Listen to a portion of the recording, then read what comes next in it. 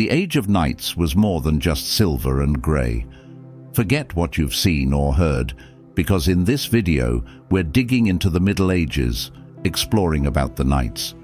We'll go beyond the usual shiny image and discover a burst of colours on the battlefield. So get ready to learn some awesome facts about the Age of Knights. Let's get started. Now let's dive into the first incredible fact about the Middle Ages: colourful armour. Contrary to what you might think, knights didn't just wear dull silver and grey. Their armour was like a medieval fashion show, full of colours and fancy designs. It wasn't just about looking cool, it had a job too.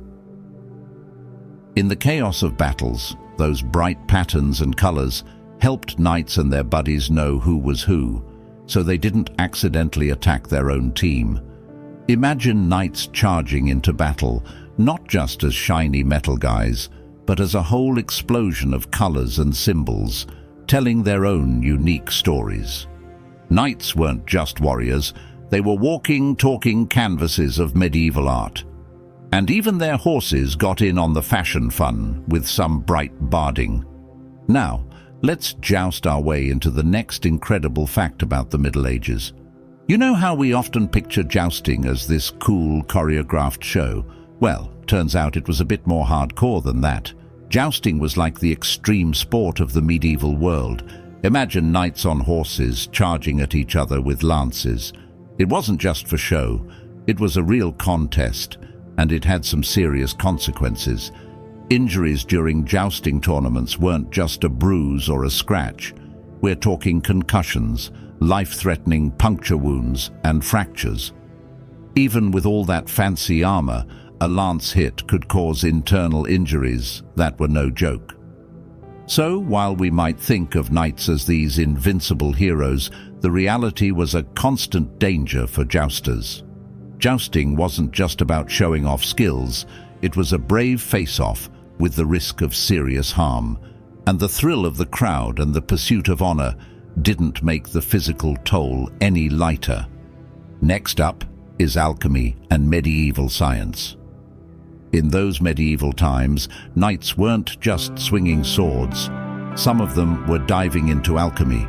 No, not turning metal into gold, but trying to figure out the secrets of the natural world.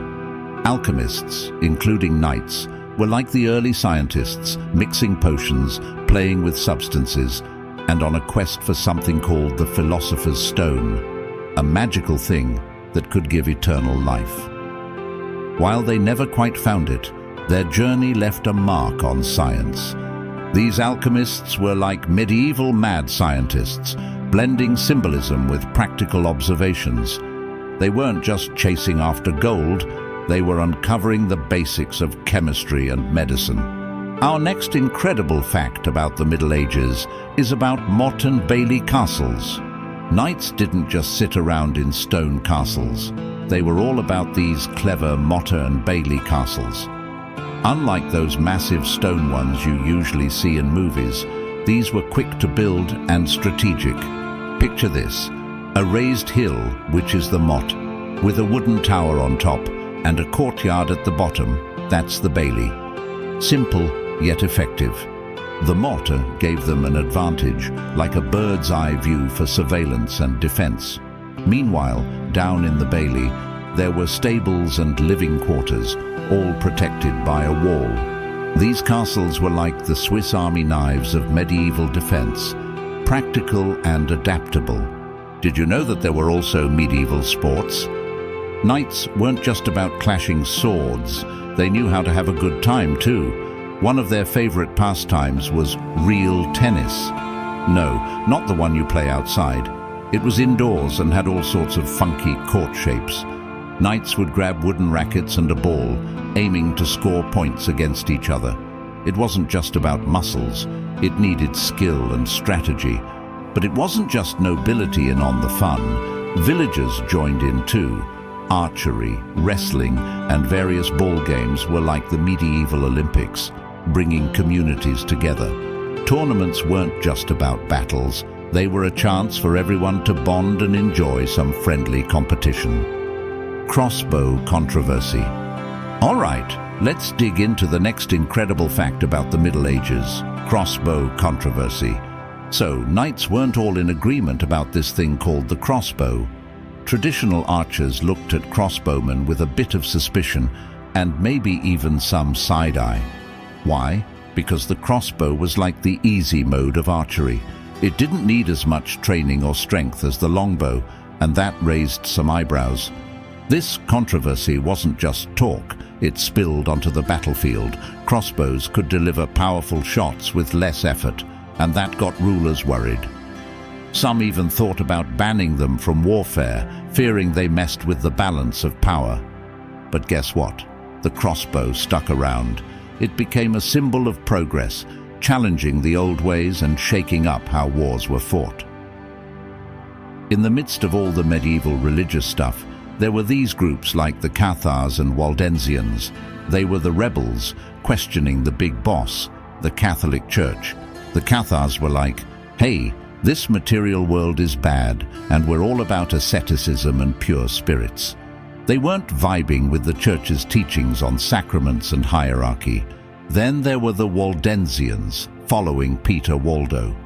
They were into a simpler, direct connection with God, not so keen on all the rituals the Church was throwing around. Their preaching and living in poverty didn't sit well with the fancy church life. What happened next? The Church wasn't having it. They cracked down, called them heretics, and started inquisitions to root them out. Even though these movements got suppressed, they left a mark. It was like a rebellion against the religious status quo, showing that medieval society had its own spiritual currents and clashes. Trial by combat. So imagine you've got a problem in medieval times, like a real serious one. What do? You challenge the other person to a fight, trial by combat style. It was like the last resort for justice. The idea was that divine intervention would step in and favor the innocent. Two parties, often knights, would gear up and have at it. But here's the catch. It wasn't just a wild brawl. There were rules, weapons, armor. Even the size of the fighters were all considered to make sure it was a fair fight. It sounds like a scene from a movie, right? Two knights, armored up, going at each other for justice. But as times changed, so did the justice system. Trial by combat fell out of favor, replaced by more structured ways of resolving disputes. Siege, warfare, ingenuity. In the medieval theater of war, when it came to sieges, knights were pulling out all the stops. One quirky strategy stood out: the use of war pigs. Picture this: knights and soldiers covering pigs in flammable stuff, setting them on fire, and releasing these fiery porkers toward enemy siege engines. It wasn't just a bizarre medieval BBQ. There was a method to the madness. The idea was to create chaos and panic among the besiegers. Imagine being on the other side, trying to defend your fortress, and suddenly, flaming pigs are charging at you. It's like a medieval nightmare. These unconventional tactics were like the Hail Mary plays of siege warfare. Beyond the usual battering rams and trebuchets, knights were using flaming pigs to throw the enemy off balance. It might sound a bit weird, but it shows the creativity and resourcefulness of medieval military minds in the complex dance of siege warfare. Warfare evolution. As time rolled on, things changed, and the knights found themselves a bit out of fashion. In the 16th century, leaders like James IV of Scotland realized there was a new kid on the block: the phalanx, especially the phalanxes of pikemen. These guys in big groups, properly armored and protected, were like the rock stars of the battlefield, unbeatable even by the most skilled knight. As if that wasn't enough, wars started getting bigger, and armies needed more soldiers. The extensive training to become a knight became too expensive and time-consuming. Then muskets entered the scene, making the skills and experience of knights not so necessary anymore. So, imagine knights facing this change, looking at phalanxes and muskets, realizing their time in the spotlight was fading.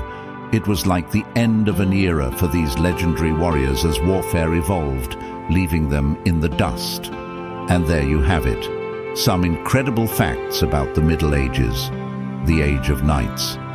If you've enjoyed this adventure through the Age of Knights, don't forget to hit that like button and subscribe for more fascinating dives into history. Share your thoughts in the comments and let us know which aspect surprised you the most. Until next time, thanks for watching.